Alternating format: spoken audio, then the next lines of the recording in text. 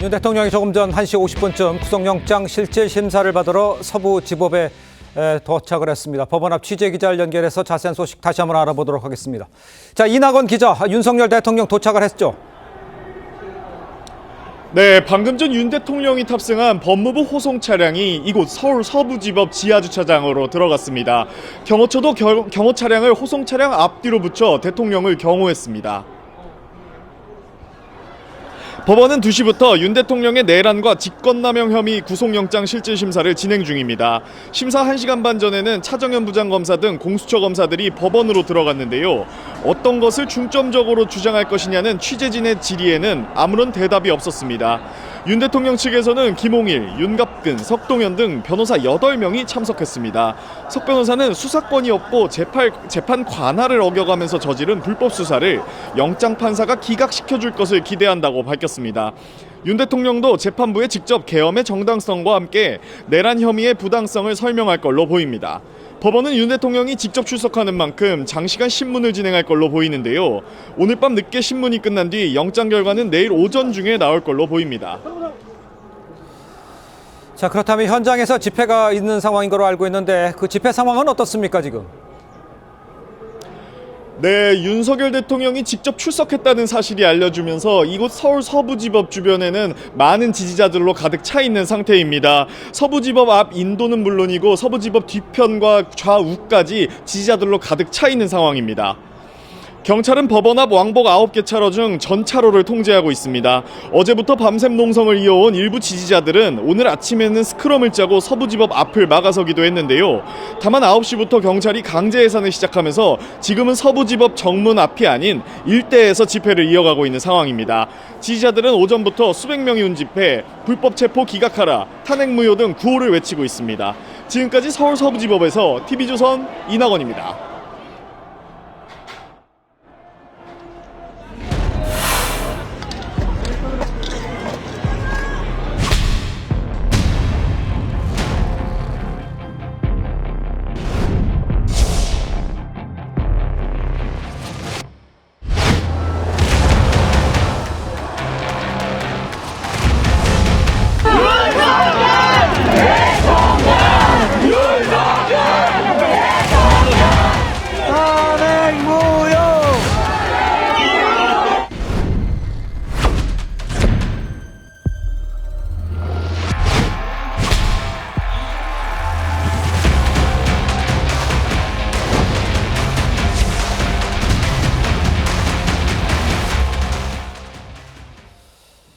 자, 윤석열 대통령이 조금 전에 오후 2시쯤 서울 서부지법에서 열리는 영장실질심사에 직접 출석을 했습니다.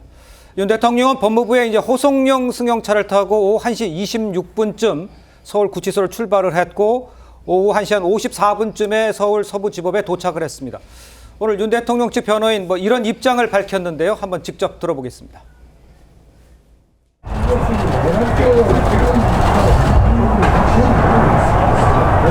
받아들일 수 없습니다. 잘못됐다는 거죠. 그러한 부분을 법원 판사에게 분명하게 입장을 밝히기 위해서 오신 거고요.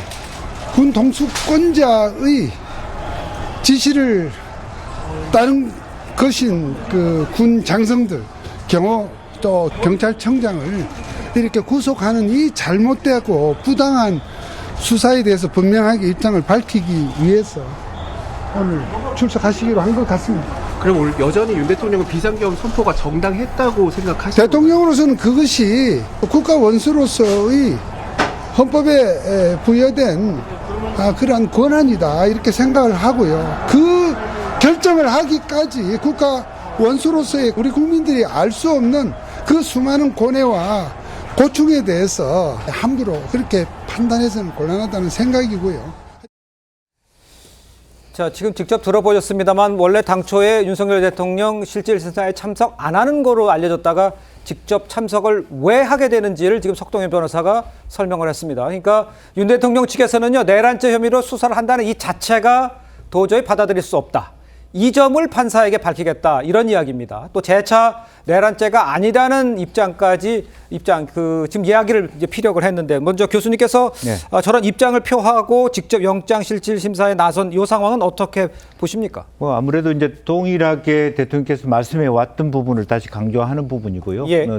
계엄이라고 하는 것은 대통령의 고유 권한이었다. 따라서 기본적으로 내란죄를 적용해서는 안 된다는 거고 결과적으로 내란죄를 적용할 수 없다면 사실은 수사와 소추 전체에 대한 정당성의 위기로 예. 가기 때문에 네. 저게 아무래도 핵심일 수밖에 없고 또 대통령께서 누누이 저것을 강조하고 있는 거 아닌가 싶습니다. 네. 그리고 체포적부심 때문에 아마 이제 그런 어떤 서부지법에서 한다라고 또 지금 현재 구속적부심도 거기서 하고 있기 때문에 그런 데 대한 논쟁은 줄어들 것으로 봅니다.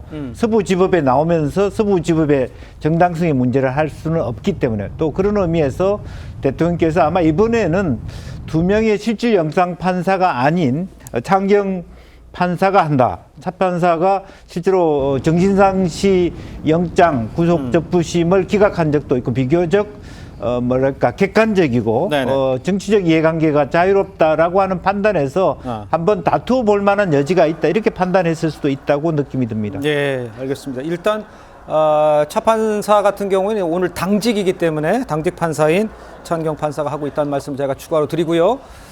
현직 대통령에 대한 이 구속영장 청구 헌정사상 최초이고요. 현직 대통령의 구속영장 실질심사 출석도 사상 헌정사상 최초입니다. 이거를 윤기찬 그 변호사께서는 이 상황은 최초인 거. 이거는 어떻게 평가를 하세요? 그러니까 원래 우리 헌법 시스템에 안 맞는 거죠. 이런 상황이 우리 헌법 시스템에는 벌어질 거라고 상정을 안 한 걸로 저는 이해가 되고. 예. 예컨대 내란죄와 외환죄의 경우에는 수사는 할 수 있고 소추가 가능하지만 네네. 실제 강제 수사까지 가능할 것인가에 대해서는 또 갑론을박이 있어요. 예. 강제 수사가 가능하다는 것은 어쨌든 대통령이 통치 권한이니까 국가 원수로서의 권한이 있는데 그것이 장소적으로 제한되는 거거든요. 예. 이것이 과연 우리 헌법을 만드신 분들이 상정을 했던 것이냐에 대한 예. 여러 가지 고민이 있을 수밖에 없는 거고 또 하나 이제 영장실질심사이기 때문에 사실 대통령이 직접 나가게 된 것은 그만큼 판사에게 본인의 이게 이제 영장이라는 것은 구속이라는 것은 사실은 수사와 재판에 성실히 임하겠다 이런 취지로 호소를 해야 되는 거거든요. 수사와 그 재판의 출석을 담보하는 게 구속이기 때문에 실제 그런 취지에서 나가서 직접 판사에게 설명할 필요가 있는 거고 또 하나 이제 이 내란죄 그러니까 비상계엄이 정당했는지 여부는 사실 저는 개인적으로 이 사건 현재 영장실질심사에서는 쟁점이 아니라고 봐요.